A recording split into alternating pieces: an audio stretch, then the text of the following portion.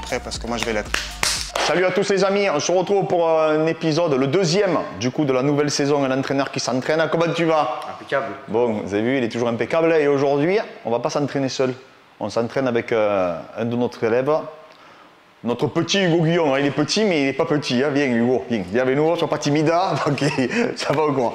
Donc il est grand, hein. On fait déjà que de moins Fred, on est petit, lui il est grand. Donc Hugo Guillon, vous l'avez vu combattre à l'ARES, il a combattu aussi au Cage Warrior. C'est un des futurs du MMA français, hein. C'est un jeune qui monte en puissance, qui s'est entraîné un peu partout, il s'est entraîné en Suède, il s'est entraîné, là il revient d'Albuquerque où l'ancienne équipe Greg Jackson, où il y avait Jones qui se préparait. Hugo, comment tu vas? Ça va nickel, hein, au top. Bon. On le prépare physiquement, donc là il va s'entraîner avec nous, on va pas seulement l'entraîner, il va aussi participer et on vous retrouve après. Hop là. Allez. Encore. Top, c'est bon. T'as vu ce que ça fait, hein? T'as vu comment ça titanisé? Ça tue les jambes. Et tu as vu, c'est une sensation qui est difficilement descriptible. Ouais. Hein, quand on le voit faire, on ne se rend pas forcément compte. Non. Il y en a, ils vont croire que c'est du sprint, il y en a, ils vont comparer ça à du vélo. Ça brûle, hein, ça tue, cardio, jambes, franchement c'est magnifique. Même, t'as vu le cardio, ça monte. Magnifique, oh, ouais, ça monte, hein, ça monte vite. On ne se rend pas compte, mais on récupère. Alors là, en fait, on a commencé en fait, sur un travail d'explosivité. Donc on aime bien le faire après un petit échauffement spécifique. On commence toujours, en fait, tout ce qui va être travail spécifique de vitesse ou d'explosivité, je vous le recommande de le faire en début de séance. Après un échauffement, en fait, qui va s'apparenter au mouvement que vous allez pratiquer par la suite.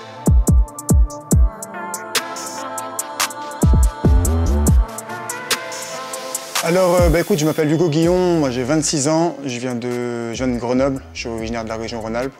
Je suis combattant professionnel à l'ARES, je combats en middleweight et j'ai un record de 4 victoires et 1 défaite. Tu vas renvoyer les talons vers l'arrière, voilà, cambrer le dos et tu ressentent bien les lombaires. Vraiment, tu vas à descendre, tu vas, bam, allez.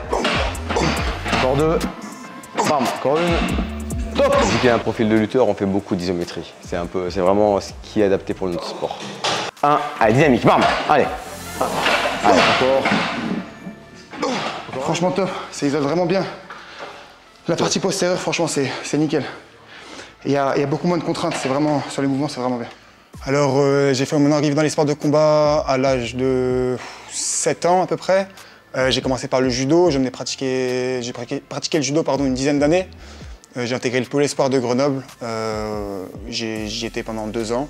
Ensuite, j'ai carrément arrêté le sport et puis je m'y suis mis quelques années plus tard dans le MMA. Je vais aller un peu plus bas si tu peux. Voilà, parfait là.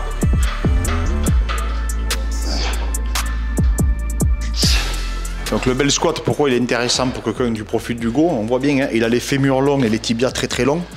Donc en fait, la distance qu'il va parcourir par exemple par rapport à quelqu'un comme moi, elle n'a strictement rien à voir. Donc les contraintes mécaniques sont aussi supérieures. Et donc les contraintes physiologiques. Donc c'est pour ça que je préfère travailler du coup avec surtout son profil à lui, mais pas que, hein, parce que même sur les personnes comme nous qui ne sont pas des géants, on va dire, hein, je préfère toujours travailler sur le bel squat, parce que je trouve que tu as vu, il y a moins de contraintes, que ce soit sur la nuque. Même pour l'amplitude des épaules et tout. Voilà, vraiment. Et souvent quand on manque un peu de mobilité d'épaule, c'est assez difficile de faire du back squat ou du front squat. Donc pour ça que je préfère moi faire toujours travailler mes athlètes sur le bel squat, et surtout qu'on peut faire même comme un travail unilatéral, comme une marche en fait, qu'on peut voir aussi chez les power, et que je trouve qu'il est vachement transférable dans nos disciplines.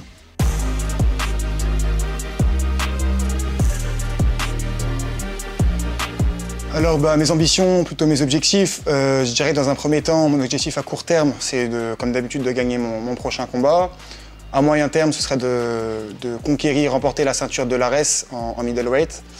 Et à long terme, rentrer dans une organisation prestigieuse comme l'UFC ou autre, on verra à ce moment-là. Donc là, ce qu'on va faire maintenant, c'est qu'on va faire un transfert immédiat en fait. On va passer du travail dissocié à un travail associé. C'est-à-dire qu'en fait, juste après la préparation physique, il va aller faire un travail à thème au sol avec Fred. Fred, il a une bonne rétention de garde. Donc Hugo, en fait, son but, ça va être de passer la garde, donc de prendre des positions, mais juste après avoir réalisé des mouvements spécifiques en préparation physique. Et on va le transférer directement dans sa discipline. C'est que tu essayes de passer la garde, de prendre une position. Dès que tu as pris la position, c'est bon. Allez, go, c'est parti. Allez, ça travaille, ça travaille. Fred, emmerde-le.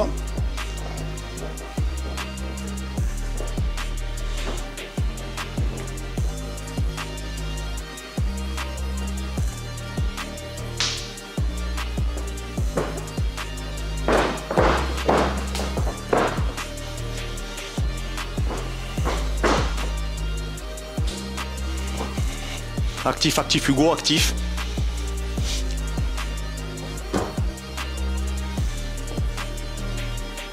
Top.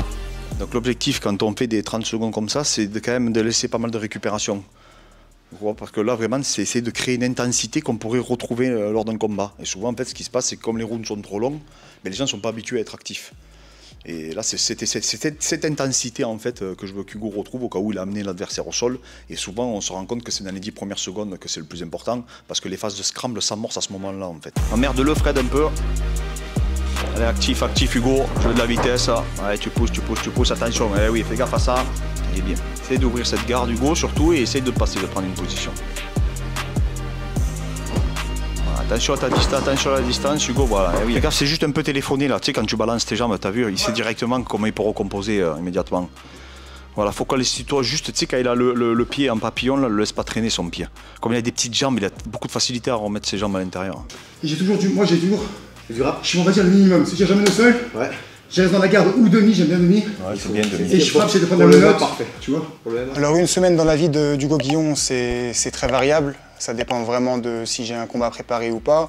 Il faut savoir que moi, j'ai pas encore de salle, de club attitré, ni de coach, de head coach, ni rien. Donc je suis très mobile, je bouge beaucoup, je vais beaucoup dans d'autres pays m'entraîner. Je suis allé plusieurs fois en Suède, en Bulgarie, en Thaïlande, aux États-Unis pour préparer par exemple mon dernier combat. Et là, il faut savoir que j'essaie vraiment de me professionnaliser. C'est pour ça que j'ai fait appel à Clément et à Fred pour s'occuper de la partie préparation physique et diète. Et je me rapproche aussi de Paris pour septembre pour m'entraîner dans un club, vraiment une grosse structure, pour avoir des coachs et des sparring partenaires vraiment tout au long de la semaine et de l'année. Allez, c'est parti. Allez, stable Hugo, stable. Tu restes au-dessus. Hein. Ton but c'est de rester au-dessus. Même si on recompose une garde, tu restes au-dessus.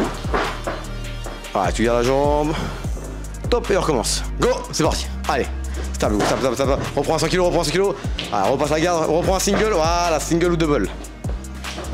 Parfait là, parfait. Tu gardes ça. Go. Par exemple, Hugo, prends la jambe. Top. Alors en tant que combattant, je vais me définir comme plutôt complet. Alors bien sûr, j'ai tout à améliorer, que ce soit mes phases de grappling, de lutte ou de striking. J'ai quand même une grosse base en judo, donc les sports de préhension, enfin voilà, l'appréhension c'est quand même mon monde. Mais je progresse vraiment en boxe et en grappling aussi, donc voilà. De toute façon, je pense qu'aujourd'hui, il faut vraiment être un combattant complet, parce que même si tu es bon dans un des domaines, voilà, tout le monde se prépare pour tout type d'adversaire, donc il faut vraiment être le plus complet possible. Et au moins, après, il était habitué à un profil d'un mec qui voulait se relever, quoi. Ouais. Donc ça, n'hésite pas à le travailler, mais pas sur 5 minutes. Oui. Ça n'a aucun intérêt. Ça reste 30 secondes. Je fais 30, 40 secondes, tu laisses le mec récupérer, surtout s'il est moins bon que toi. Ouais, sinon il n'y a plus d'intérêt. Essaie de trouver surtout à l'entraînement un mec explosif. Donc mon surnom, mon nickname, c'est The White Walker, donc le marcheur blanc, en référence à la série Game of Thrones. Donc c'est mes collègues, mon petit frère, enfin mon entourage qui m'ont trouvé surnom. J'ai directement accroché, j'aime bien le personnage dans le film. Et voilà, ça inspire vraiment la crainte et la peur, et c'est ce que j'ai envie de faire ressentir à mon adversaire dans mes prochains combats. Donc dans l'approche de Clément et Fred, ce qui m'a vraiment plu, c'est vraiment qu'ils sont spécialisés dans la préparation physique. Ils savent de quoi ils parlent concrètement. Ils ont une salle ici sur Palavas avec du matériel vraiment top niveau. Franchement, je ne pense pas qu'il y ait beaucoup de salles comme ça en France. Ils sont passionnés, et ça j'aime beaucoup, et ça aide beaucoup aussi voilà, dans leur boulot. Ils préparent aussi des très bons combattants de ma catégorie de poids, entre autres, comme Abdul, Anthony Salamon ou Laïd, qui sont aussi très forts physiquement, donc c'est pour ça que je leur fais entièrement confiance pour avoir un physique encore plus solide que celui auquel j'ai déjà. Pour mes futurs adversaires, soyez prêts, parce que moi je le suis, je suis en train de m'entourer des meilleurs, je suis prêt pour tout le monde, je refuse personne, je suis prêt pour tous les combattants middleweight de l'ARES, et soyez prêts, parce que moi je vais l'être.